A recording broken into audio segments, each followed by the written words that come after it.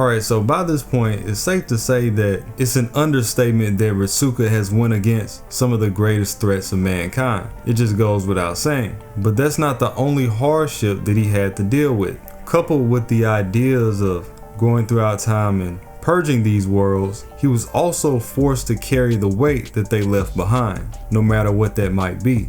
And a lot of times, this also meant writhing in the pain that came with it. So that's what we're going to get into. It's an entire thread covering Ritsuka's traumas. By the way, I am releasing this pre-LB6 just for context. So going back to the Fifth Singularity, the American chapter, where Ritsuka is catapulted into a whacked out version of the American Revolutionary War. The moment that he gets into the Singularity, he's already caught in the crossfire. Mash turns around only to find that Ritsuka is airborne. And the reason being is that he took a direct hit from a cannonball that launched him across the field. Again, as just a human. Now, in theory, this should have broken nearly every bone in his body, as well as pierced his vitals, but he was able to survive, though he did still suffer a gouge to the abdomen and some really heavy damage to his right arm. And we end up next to one of the greatest nurses that a person can have, at least I think so, and that's Nightingale. And I gotta say it, man, Nightingale is so underrated. She's just another character that's just amazing every time that she's on the screen. And she was the one that helped nurse Ritsuka back to health, though she had to fight against her will to amputate all the limbs on his body. We appreciate the help. Mash also gave him a healing scroll. Flipping over to the end of part 1, that being Solomon's Temple, where Ritsuka had to go through a very emotional time and watch Mash fall right before him. Now, this is before her revival, but the idea is that this person that's stood alongside you all this way ended up sacrificing herself just so you could go on, and there was nothing that you could do about it. If Foe wasn't there, that would have been the natural resolve, which would have been terrible. Thankfully, Foe was able to sacrifice his magical energy for her once she pulled this off, and she was able to come back anyway.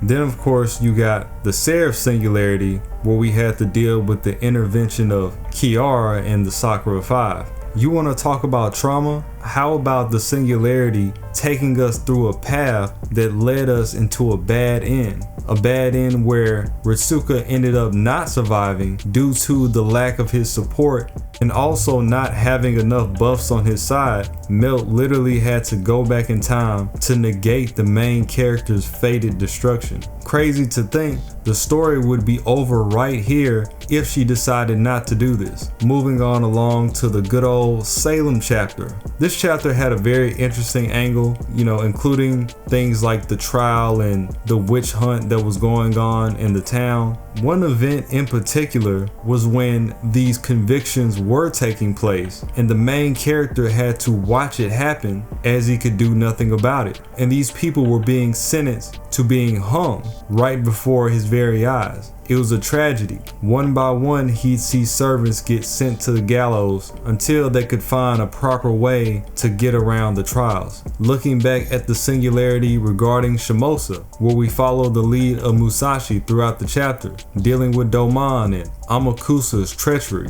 One big part of this was when Inshun was unfortunately possessed as a heroic spirit sword master, and in doing so he had been compelled to carry out a lot of evil. One of these things being eradicating entire villages right in front of Ritsuka, and all Ritsuka could do was bear the agonizing screams and the pain that the people had to endure, but there was nothing that he could do to stop him. This doesn't even include Tomoe leading monster after monster to invade villages around her, and then she's also burned villages completely to the ground. Countless amount of lives that just couldn't be saved on time. And honestly, it just keeps getting worse. You have the fact of Shuten, where she was able to get a hold of Ritsuka, and when he decided that he wasn't going to join forces with her, she started to straight up tear open his stomach and rearrange his insides, his magic circuits, just for the sake of doing so. So much pain that the trauma itself outright knocked him unconscious. You have the epiphany of the conceptions behind these chapters, where at a point Ritsuka thought that he was doing a good job by saving the people and allowing them to go back to their normal lives, but what he realized is that once these chapters get wiped out, that is a definitive action. People are actually dying in these chapters whether he gets involved or not. So the purging of these chapters is something that he can't put his hands on. He has to sit back and witness it regardless of how it turns out. Outside of gaining some sort of actual progress, it's still a lose-lose situation. You have the emergence of Lost Belt Aphrodite, who was able to send out waves via her song that could manipulate brain patterns. And not only was this strong enough to affect humans, but it was strong enough to affect servants as powerful as Musashi and temporarily have her betray her own people. So when you have Ritsuka in vicinity and he's going against the same thing, this was beyond anything that his brain could handle. And her song outright knocked him unconscious. Right at the beginning of the Lost Belts, directly in the prologue, where it lets us know that the stakes are being raised. The entire staff gets wiped out, and this is right off the back of us just barely saving the entire world, and then this happens.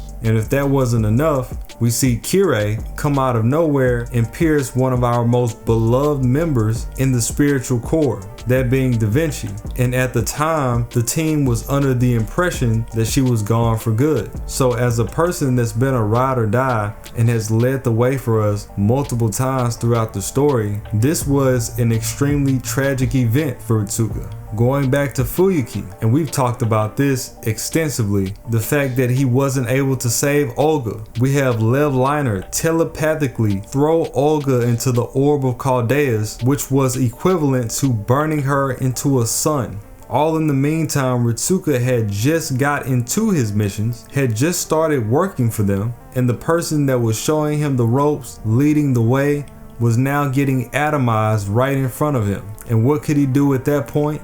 Nothing. It was gruesome. Going off into Camelot, you have one of the more fatal scenes, and that is the Holy Selection, where the Lion King was trying to create her utopia and only the purest of souls were allowed in. So the team arrives, the Lion King made her selection, and everybody else was left to be eradicated by her knights. This includes the mother of people like Rush, who we managed to save, but we couldn't save his mother, technically leaving him as an orphan, and he ended up being placed into the hands of the Hassans. Looking over to Babylonia, you have the birth of the Lamu. This could only go wrong. Now, admittedly, we were able to subdue most of them, but the numbers were coming out at such a high rate that we couldn't stop everybody that was being involved. And in turn, the numerous Lamu were slaughtering people all over the city, ripping them in half, tearing open their insides, gouging out parts of their body. Straight up madness. And then finally, the most crucial trauma that Ritsuka had to witness of all is the powers of the gacha. The gacha lords spare nobody and they sympathize with no one. It doesn't matter how much money you spend. You are fated to witness a journey of salt and betrayal unlike any this earth has ever seen. I'm getting salty just thinking about it. So many hours, days, weeks that you've spent farming just to go to a Mapo Tofu. I rest my case.